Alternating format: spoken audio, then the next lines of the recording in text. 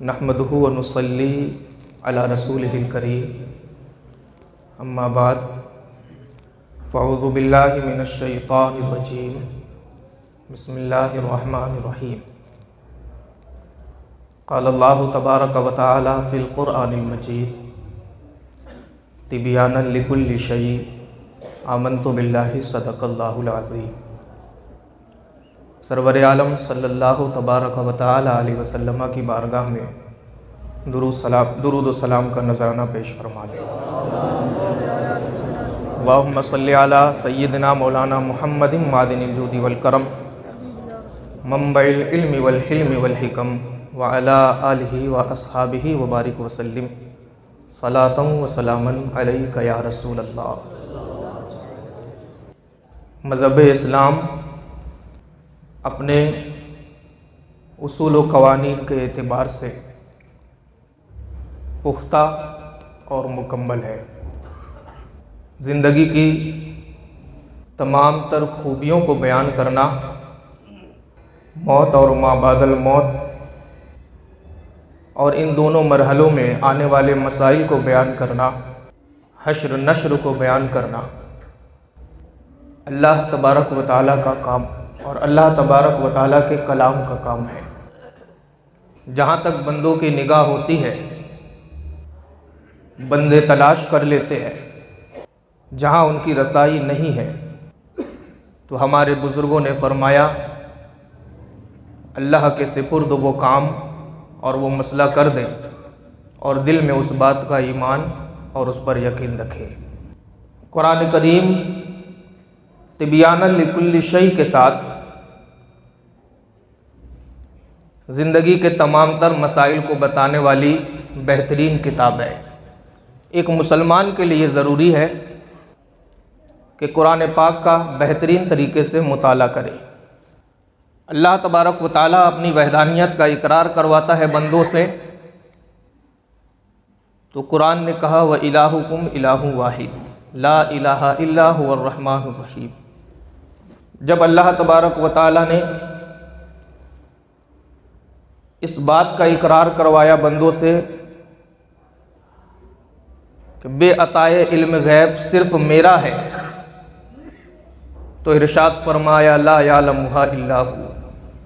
रसूल पाक अलैहिस्सलातु वस्सलाम की रहमत को बताया तो फरमाया वमा अरसलनाका इल्ला रहमतल लिल आलमीन।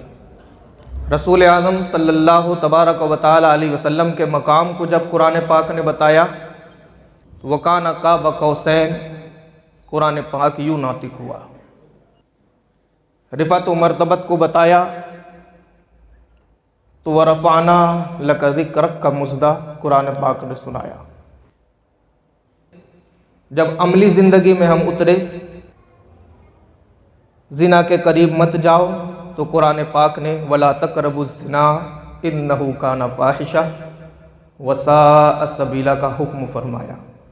चोरी मत करो, अस्सारिक़ु वस्सारिक़तु फ़क़तऊ ऐदियहुमा जज़ाअम बिमा कसबा नकालम मिनल्लाह। अल्लाह की तरफ से हुक्म आ गया। चुगली मत करो, खुदा ने इसका हुक्म फरमाया कि चुगली करने वाले की सज़ा क्या है। अयुहिब्बु अन याकुला लहमा अखीहि मैता।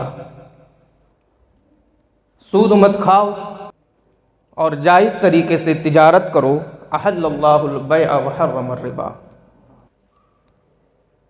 या अय्युहल्लज़ीना आमनु तक़ुल्लाह वज़रू मा बक़िया मिनर रिबा इन कुन्तुम मुमिनीन। हज करो व अतिमुल हज्ज वल उम्रत लिल्लाह। यतीमों बेसहारों का माल ना खाओ। ला ताकुलू अम्वालकुम बैनकुम बिल बातिल। एक इंसान पैदा होते वक्त क्या था? हुवल्लज़ी खलक़कुम मिन नुत्फ़ा। अल्लाह ने तुम्हें नुत्फ़े से पैदा किया। अलक़ा बस्ता खून, लोथड़े से पैदा किया। सुम्मा नुख़रिजुकुम तिफ़ला। फिर अल्लाह ने तुम्हें बच्चा बनाया। लितबलुगू अशुद्दकुम, ताकि तुम बालिग हो जाओ, बतन के एतबार से पुख्ता हो जाओ। सुम्मा लितकूनू शुयूखा, और फिर एक वक्त वो आएगा जब तुम बूढ़े हो जाओगे। माँ बाप के साथ क्या सलूक करो, वो बिल वालिदैन इहसाना।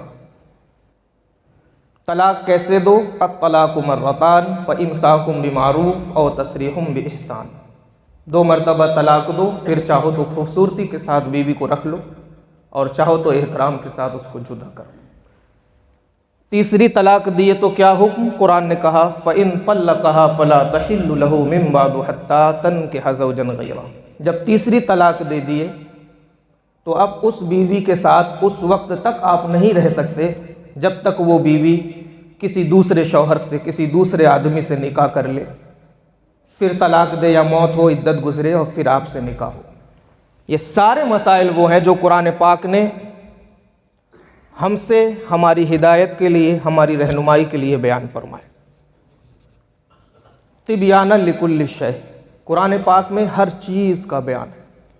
दोस्ती करो, कैसे लोगों से करो, कुरान ने हुक्म दिया ला यत्तखिदिल मुमिनूनल काफिरीन औलिया मिन दूनिल मोमिनीन। मुसलमान के लिए लाजिम ज़रूरी है कि सिर्फ़ और सिर्फ मुसलमान से दोस्ती करे, दूसरों से दोस्ती न करे। दूसरी तरफ खुल के कुरान पाक ने इरशाद फरमाया या अय्युहल्लज़ीना आमनू ला तत्तखिदुल यहूद वन नसारा औलिया।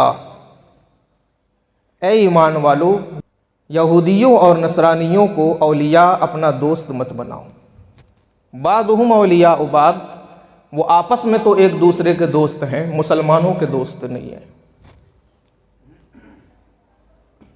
काफिरों के ताल्लुक से अल्लाह ने इरशाद फरमाया तुहिब्बूनहुम वला युहिब्बूनकुम।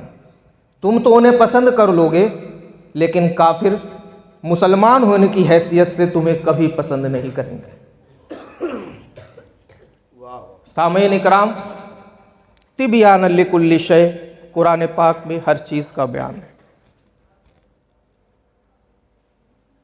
हुन्ना लिबासुल लकुम व अंतुल लिबासुल लहुन। बीवियां मर्दों की लिबास हैं और मर्द ये बीवियों के लिबास है। क्या मतलब, मैला कपड़ा जैसे इंसान नापसंद करता है, बदन पर मैल कुचैल नापसंद करता है और साफ सुथरे कपड़े पहनता है, बदन की नापाकी, बदन की गंदगी आर्जी होती है, फितरी होती है, वो हमें पसंद नहीं, तो हम नापाक बीवी को जो अकायद के एतबार से हो कैसे पसंद कर ले। अल्लाह ने इरशाद फरमाया हुन्ना लिबासुल लकुम व अंतुम लिबासुल लहुन। तुम उनके लिबास बन करके उनकी हिफाजत व सियानत करो और वो तुम्हारा लिबास बन करके तुम्हारी हिफाजत व सियानत करे। आमाल के एतबार से भी, अकायद के एतबार से भी, हर एतबार से दोनों एक दूसरे की हिफाजत करो। तिबियाना लिकुल्लि शै, कुरान पाक में हर चीज़ का बयान है। जब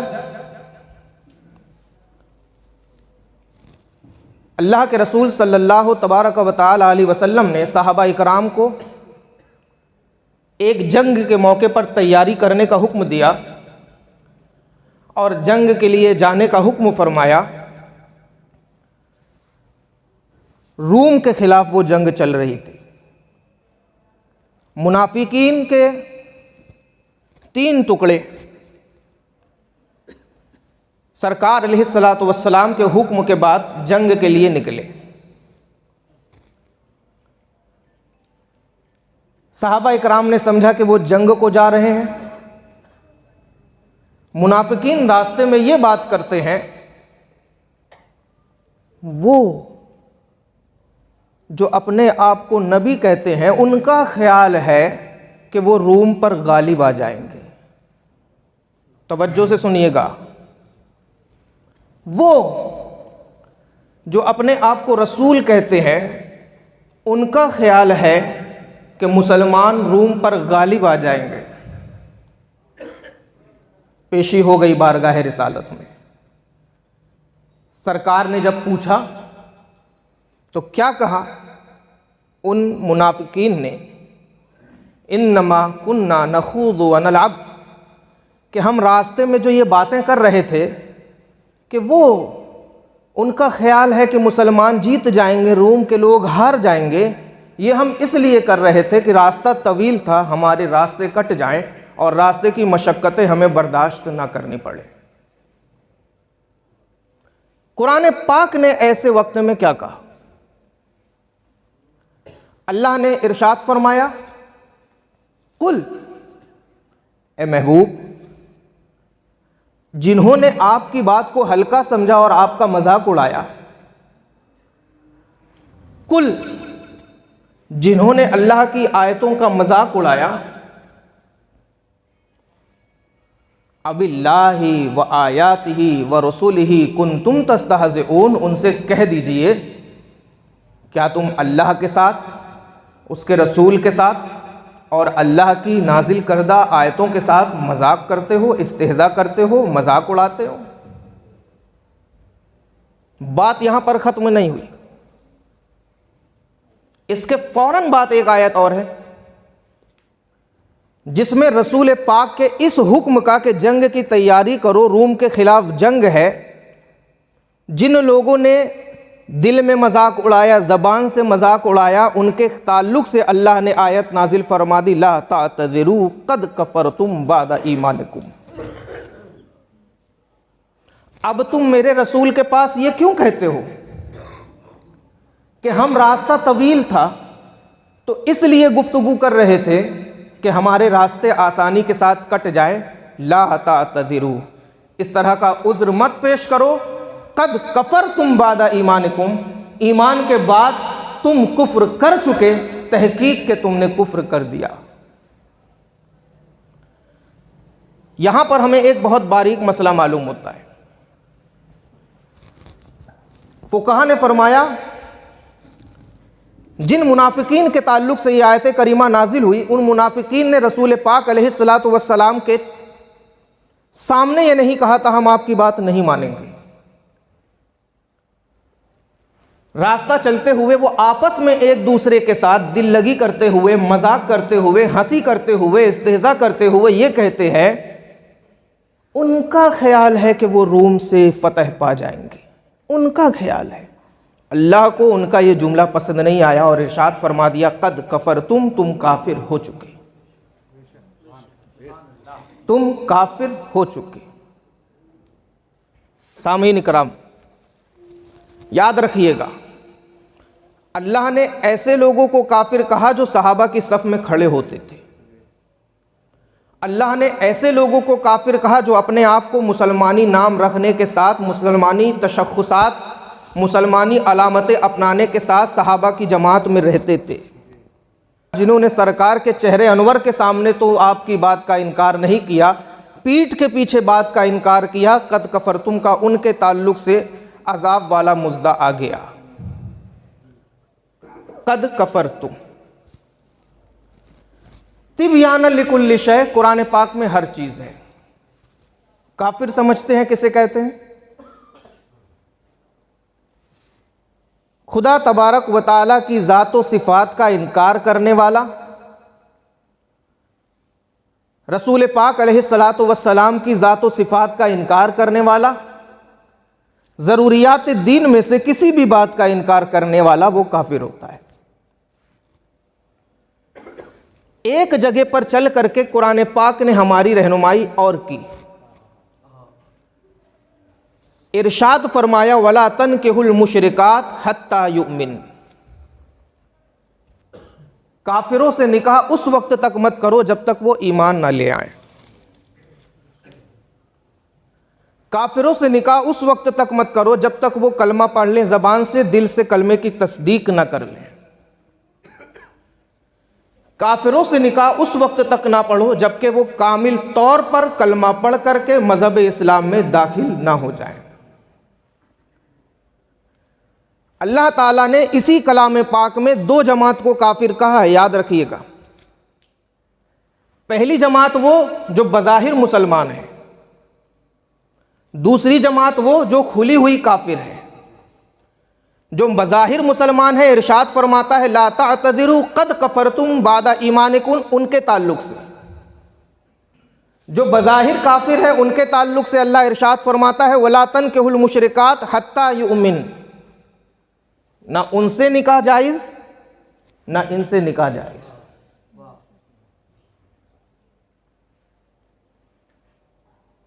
ना उनसे निकाह जायज़ ना इनसे निकाह जायज़। ला तातदिरु कद कफरतुम बादा ईमानिकुम, सिर्फ रसूल पाक के एक हुक्म को उन्होंने हल्का जाना। क्या हुक्म? अल्लाह के रसूल ने इरशाद फरमाया रूम से जंग लड़नी है, चलो जंग की तैयारी करो। उन्होंने क्या सोचा? रूम के पास हथियार ज़्यादा, रूम के पास ताकत ज़्यादा, रूम के फ़ौजी शिकम शेर, रूम के पास पैसा, ज़मीन, जायदाद, दौलत सब कुछ ज़्यादा, और मुसलमानों के पास हथियार कम, मुसलमानों के पास ज़मीनें कम, मुसलमानों के पास ताकत कम, मुसलमानों के पास दौलत कम। बज़ाहिर उन लोगों ने ये देखा कि मुसलमान जीत नहीं सकते, दिल में इस्लाम के खिलाफ कुदूरत भरी हुई है, तो बक दिया ज़बान से कि वो जो निहत्ते हैं और कहते हैं रूम पर फतह पाएंगे, वो जो अपने आप में खाली पेट रहते हैं और कहते हैं रूम पर हम गलबा पाएंगे, वो जिनके कपड़े मैले हैं और पुराने हैं सोचते हैं हम रूम पर फतह पाएंगे, वो जिनके पास हथियार नहीं सोचते हैं रूम पर फतह पाएंगे, वो जिनके पास सिपाही नहीं सोचते हैं रूम पर फतह पाएंगे। अल्लाह को उनकी ये बात ऐसी नापसंदीदा हुई कि अल्लाह ने उनको काफिर कह दिया। सिर्फ एक बात के ताल्लुक से अल्लाह तबारक व तआला ने उन्हें काफिर कह दिया, रसूल के हुक्म को उन्होंने हल्का जाना, और जो सरापा रसूल के वजूद को हल्का जाने वो काफिर नहीं, काफिर आज़म होता है। जो रसूल के इल्म गैब को मुतलकन इनकार करे वो काफिर, जो रसूल की ताज़ीम व तौकीर का इनकार करे वो काफिर, जो रसूल की अज़मत का इनकार करे वो काफिर, जो हज़रत उम्मुल मोमिनीन आयशा सिद्दीक़ा रज़ी अल्लाह ताला अन्हा की शान में गुस्ताखी करे वो काफिर, जो उन पर तोहमत लगाए वो काफिर, जो सहाबा की गुस्ताखी करे वो बदमज़हब। जब एक बात को हल्का समझने के सबब से अल्लाह ने उन्हें काफिर करार दे दिया, तो जो सरापा कई बातों को अपनी छाती पर लेकर के बैठे हैं वो बदरजा औला काफिर, और ये वो हैं जो अपने आप को मुसलमान कहते हैं। वला तनकिहुल मुशरिकात, जब अल्लाह ने खुले तौर पर ऐलान कर दिया कि बुत पूजने वालों से निकाह ना करो उस वक्त तक जब तक वो मुसलमान ना हो जाएं, बुतों के आगे सजदा करने वालों से निकाह ना करो उस वक्त तक जब तक वो मुसलमान ना हो जाएं, तो दोनों तरीके से नतीजा ये निकला कि जो बज़ाहिर बुत परस्ती करे उससे भी निकाह मत करो, जो अल्लाह की शान में किसी को शरीक, अल्लाह के साथ किसी को शरीक करे उससे भी निकाह मत करो, और जो रसूल पाक की शान में गुस्ताखी करे उससे भी निकाह मत करो, जो रसूल के इल्म गैब का इनकार करे उससे भी निकाह मत करो, जो रसूल आज़म सल्लल्लाहु अलैहि वसल्लम की बीवी हज़रत आयशा सिद्दीक़ा रज़ी अल्लाह ताला अन्हा की शान में गुस्ताखी करे उससे भी निकाह मत करो। ये खुलासा तौर पर दोनों आयतों का निचोड़ हो गया। वला तनकिहुल मुशरिकात, स्कूल और कॉलेज में पढ़ रहे हैं, गैर मुस्लिम से मोहब्बत हुई, निकाह करके भगा करके ले गए। एक ही तरफ से गलती नहीं है, याद रखिएगा। अगर आप उनकी लड़की को भगा करके ले जा रहे हो तो वो आपकी लड़की को भगा करके ले जा रहे हैं। अगर हिंदू की लड़की है, मुस्लिम लड़का है, तो बाज़ मर्तबा हिंदू लड़का और मुस्लिम लड़की भी है। और निकाह ऐसा नहीं है कि लड़का मुस्लिम हो लड़की हिंदू हो तो हो जाता है, दोनों तरफ से अकायद के एतबार से पुख्तगी होनी चाहिए। और साथ ही साथ ऐसे भी निकाह नहीं होता। अभी मजलिस में आए बैठे, मुफ्ती साहब के पास ला इलाहा इल्लल्लाह मुहम्मदुर रसूलुल्लाह पढ़ दिए और अगले ही लम्हा निकाह कर लिए। इससे कोई मुसलमान नहीं होता। जब तक तुम्हारे आमाल तुम्हारे ईमान की, तुम्हारे इस्लाम की तस्दीक ना कर दे उस वक्त तक तुम्हें शरीयत मुसलमान नहीं कहेगी। आ गए दारुल इफ्ता, हजरत ये 1.5 साल का गोद में है, 6 महीने का पेट में है, कहाँ से आया भाई? अभी लड़की ईमान नहीं लाई है, कलमा पढ़ा दीजिए। अबे अभी कलमा पढ़ाने का मतलब क्या है जब गोद में लेके टहल रहा है?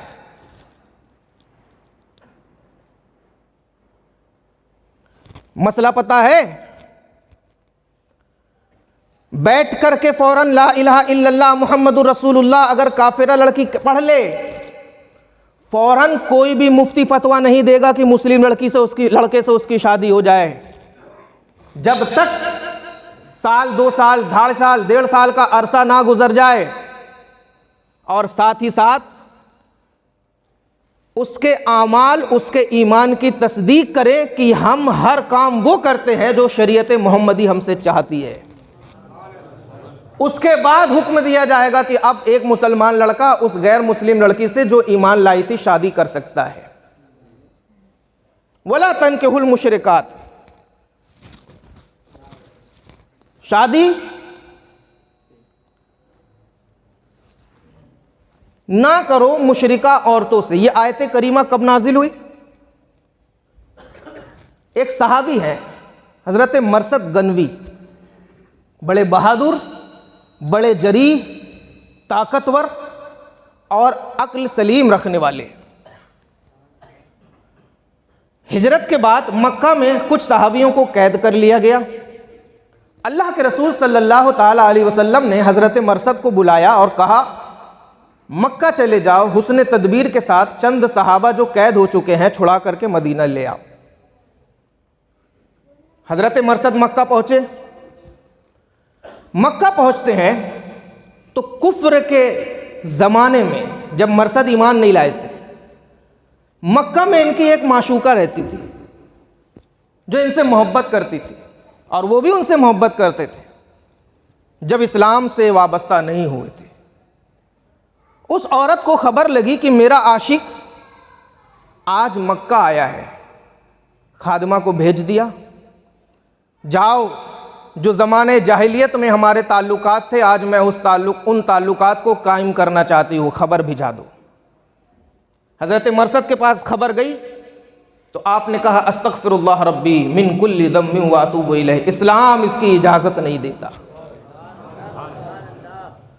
खादमा वापस उस औरत के पास जाती है, दोबारा फिर एक पैगाम लेकर के आती है।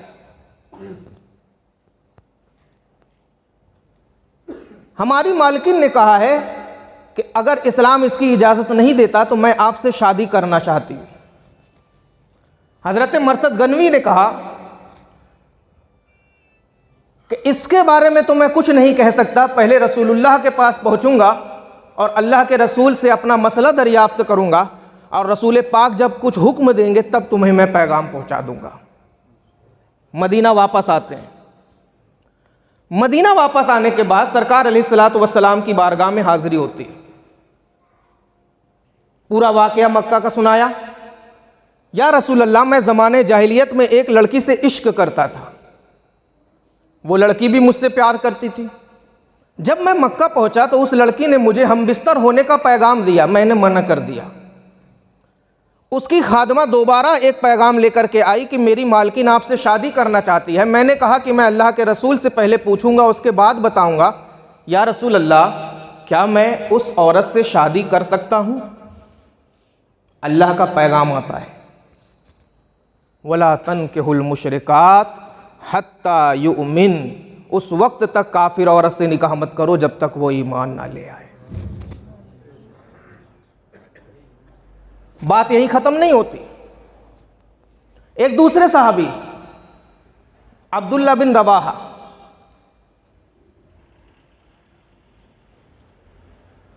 एक खादमा है आपकी, आपके साथ रहती है, आपका काम करती है, खाना पकाती है, पानी पिलाती है, दवा इलाज हर काम में आगे आगे रहती है।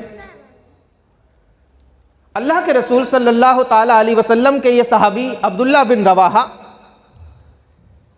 बड़े अमीर थे, दौलत रखते थे, अपना एक वकार रखते थे, मुसलमान हो गए थे। बड़े बड़े रुतबे वाले, दौलत वाले, हशमत वाले, सरवत वाले अपनी बच्ची का निकाह अब्दुल्ला बिन रवाहा से करना चाहते थे। पैगाम पहुंचाया, अब्दुल्ला बिन रवाहा ने जूते की नोक पे उस पैगाम को उड़ा दिया। हज़रत अब्दुल्ला बिन रवाहा, किसी दौलत वाली बेटी का निकाह आया, इनकार कर दिया। रुतबे वाली बेटी के निकाह का पैगाम आया, इनकार कर दिया। बड़े से बड़े लोगों की बेटी का पैगाम आया, आपने इनकार कर दिया। वही एक खादिमा जो आपका काम करती थी, किसी एक गलती पर आपने उसे एक थप्पड़ मार दिया।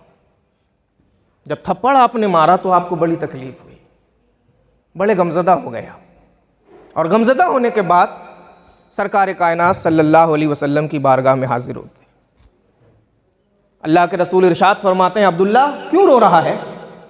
अर्ज़ करते हैं, हुजूर आज मैंने अपनी एक खादिमा को थप्पड़ मार दिया।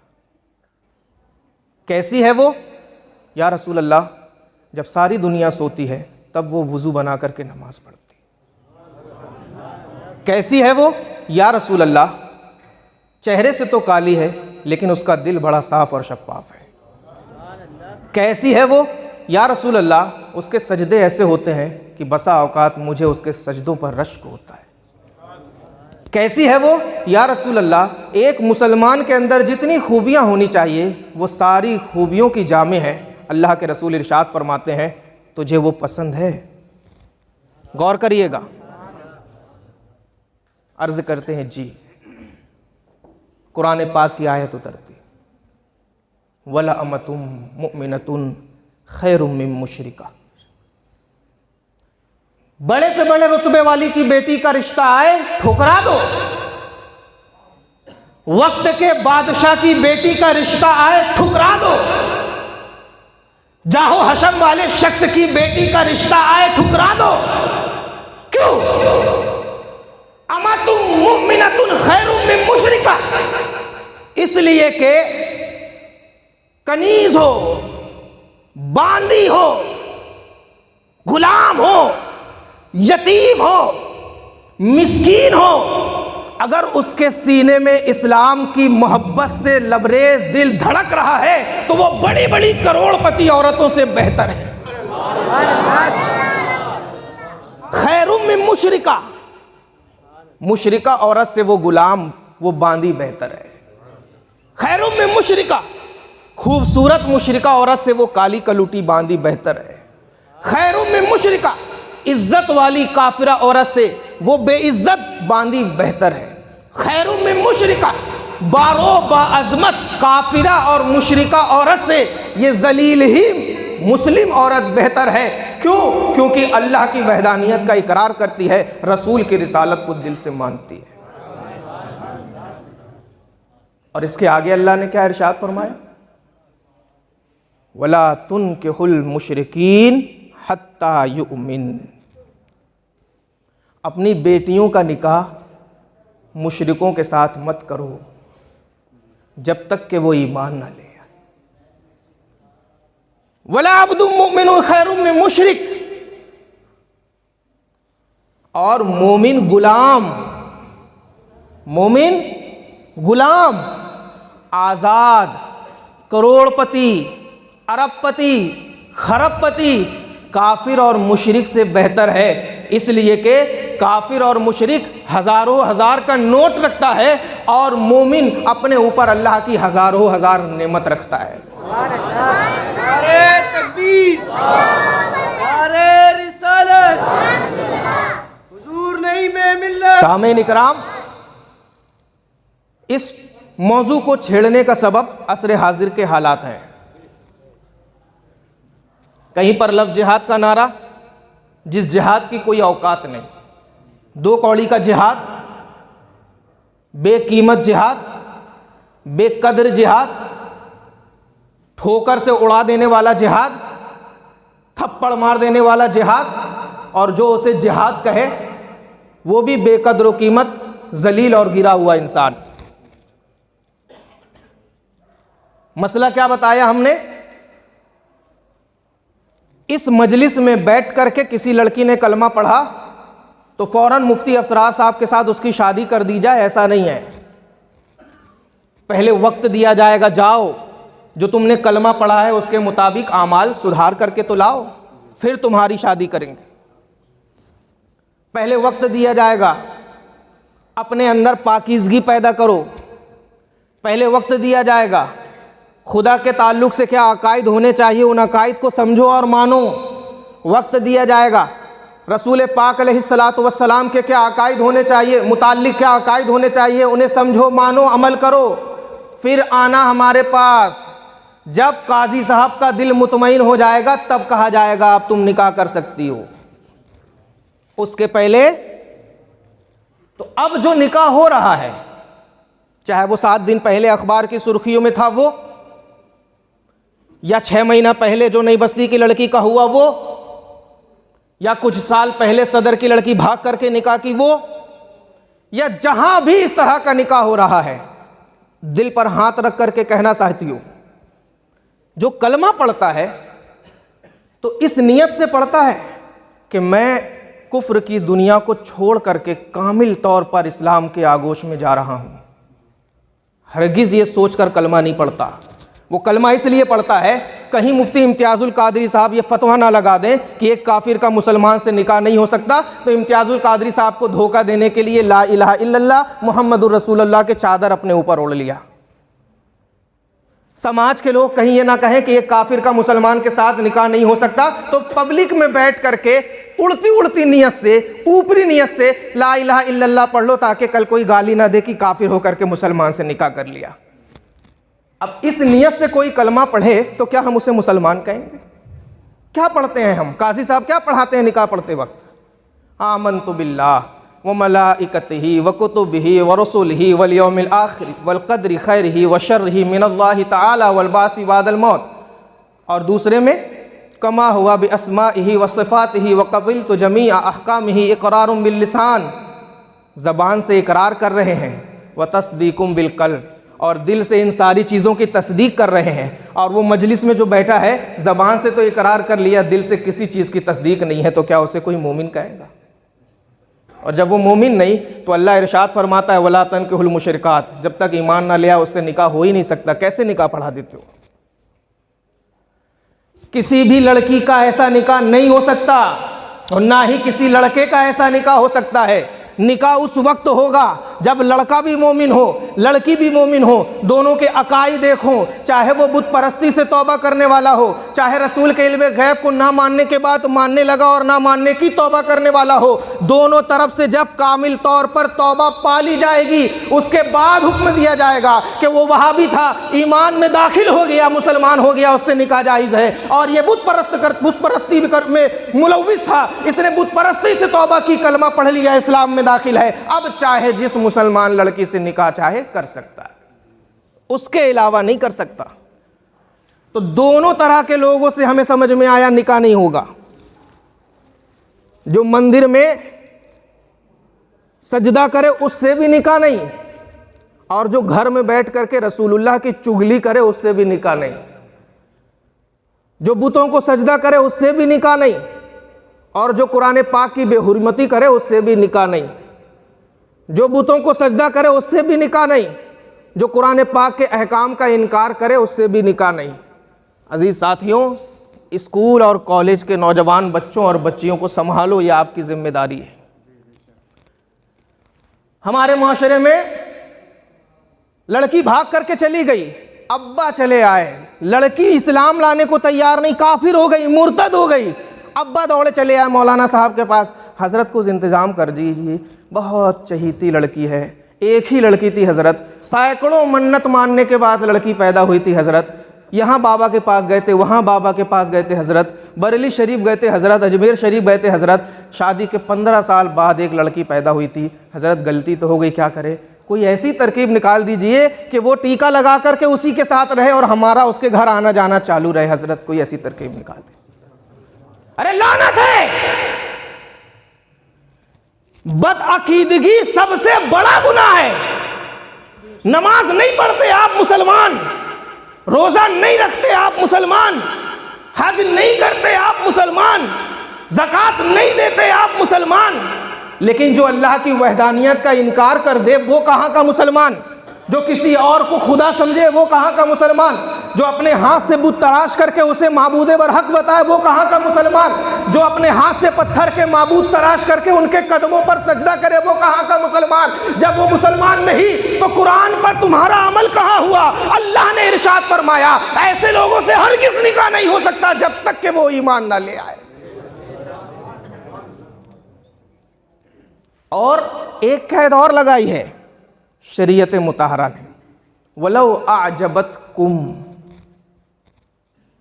मुसलमान लड़का है, कॉलेज पढ़ रहा, मुस्लिम लड़की पसंद आ गई। हाँ भाई पसंद आ गई। क्या पसंद आया? नैन और नक्श बड़े खूबसूरत है। क्या पसंद आया? हजरत बाल बड़े अच्छे हैं, रेशमी बाल हैं। क्या पसंद आया? दौलत वाली है। क्या पसंद आया? इज्जत वाली है। क्या पसंद आया? बड़े बाप की औलाद है। क्या पसंद आया? हजरत बहुत खूबसूरत है, बिल्कुल फिल्मी हीरोइन की तरह। अच्छा भैया, फिल्मी हीरोइन की तरह हजरत मरसद गनवी की वो मक्का में रहने वाली काफिरा माशूका भी थी। अल्लाह ने हुक्म फरमा दिया मरसद उस वक्त तक निकाह नहीं करना जब तक वो ईमान ना ले आए। वलो आजबतकुम, मरसद तुझे वो पसंद है उसके बाद भी निकाह मत करना। मरसद वो करोड़ों करोड़ रुपए वाली है फिर भी बस निकाह मत करना। मरसद वो जाहो जज्बत वाली है फिर भी निकाह मत करना। मरसद वो रुतबे वाली है फिर भी निकाह मत करना। मरसद वो अरब खरब रुपये रखती है फिर भी निकाह मत करना। मरसद वो मक्के की सरजमीन में इज्जत वाली कहलाती है फिर भी निकाह मत करना। ऐ अल्लाह, जब उसके पास सब कुछ है तो उससे हम निकाह क्यों ना करें? अल्लाह ने इरशाद फरमाया निकाह करने के लिए ईमान जरूरी, और ईमान दुनिया की सबसे बेहतरीन चीज है। उसके पास ईमान छोड़ करके हर चीज है। और तेरी बांदी जो तेरे पास है उसके पास ईमान है अगरचे वो काली है, उसके पास ईमान है अगरचे वो बेरुतबा है, उसके पास ईमान है अगरचे वो इज्जत नहीं रखती। तो जिसके पास ईमान है उससे शादी कर ले, जो काफिरा है उसको छोड़ दे। ईमान से बड़ी दौलत कुछ नहीं है। तो इस स्कूल और कॉलेज के लड़के को समझाओ 40 साल 50 साल की जिंदगी और अरबों खरबों जिंदगी जहां पर सालों की गिनती नहीं है क्यों बर्बाद कर रहे हो? क्या इरशाद फरमाया बुजुर्गों ने? भरे समंदर में, समंदर देखे हो, मुंबई गए हो? भरे समंदर में ऐसे उंगली डूब दो, उंगली ऐसे निकालो, 1-2 बूंद पानी जो तुम्हारी उंगली में चिपक जाए, ये पानी पूरी दुनिया है। क्या है? पूरी दुनिया। और बाकी पूरा समंदर मरने के बाद की जिंदगी। ये 1-2 बूंद पानी के चक्कर में समंदर को क्यों बर्बाद कर रहे हैं? साथियों, बड़ी लंबी गुफ्तगू करनी थी लेकिन वक्त इजाज़त नहीं दे रहा, 1:30 बज गया है। और जो मेरा मकसद था वो मैंने आपके सामने बयान कर दिया। ये बहुत ज़्यादा बुरी बात है, और उससे भी बुरी बात है ऐसे लोगों के घर हमारा और आपका जाना, उससे भी बुरी बात है। अबे अल्लाह के रसूल सल्लल्लाहु अलैहि वसल्लम ने खानदान को छोड़ दिया जो बुत परस्त निकले, तुम गुलामे रसूल होकर के बाप चाचा दादा को नहीं छोड़ सकते? वो 2 टके का 2 कौड़ी का कुत्ता, वो परसों अखबार में खबर निकाला है राम मंदिर में मुसलमान चंदा दो, उसके घर जाओगे दावत खाने और उसके बाद बोलोगे नहीं मख्तर तुम हमारे घर नहीं आते। क्यों आए तेरे घर? तू रसूल के घर रसूल का कुत्ता बन करके जा। नहीं मख्तर, तेरे घर तेरा कुत्ता बन करके आएगा, लेकिन पहले तू रसूल का कुत्ता बन। तो किस गैरत से, कितना बेगैरत इंसान, बेहया इंसान, बेईमान इंसान है कि मस्जिद तो मस्जिद गई, अब अखबार में खबर निकलवा रहा है कि मुसलमान बाबरी मस्जिद शहीद होकर के जहां मंदिर बनाया जा रहा है उसमें चंदा दे। बेगैरत। और उसके बाद हमारे बड़ों के यहां जाके वो नाश्ता करता है। याद रखो, आप 1 बूंद 2 बूंद के चक्कर में समंदर को बर्बाद ना करो। समझ रहे हो मैं क्या बोल रहा हूं? काली कलूटी मिले, बहुत अच्छी। एक हदीस पाक याद आ गई, एक मर्तबा दुरूद पाक पढ़ लें।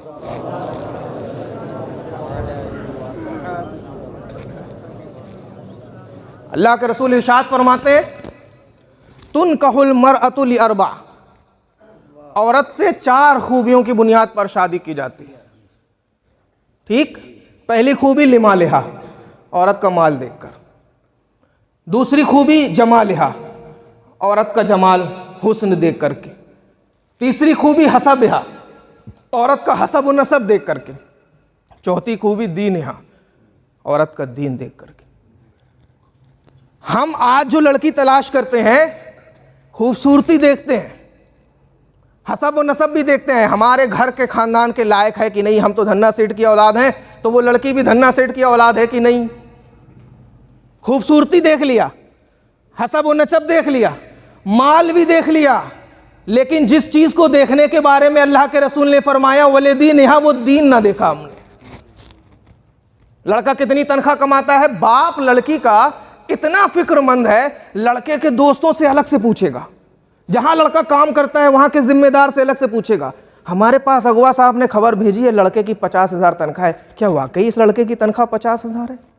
तहकीक हो गई, लेकिन मुफ्ती साहब के पास चले आया कोई, मुफ्ती साहब ने बता दिया वो बदअकीदा है, रसूल का गुस्ताख है, तो इस बात पर किसी की तवज्जो नहीं। हजरत बदअकीदा है, रहने दो, 50,000 तो आ रहा है, हमारी बेटी खुश रहेगी। अबे दुनिया में मेरी बेटी खुश रहेगी, मरने के बाद फरिश्तों के कोड़े का सामना करेगी, उसका जिम्मेदार कौन?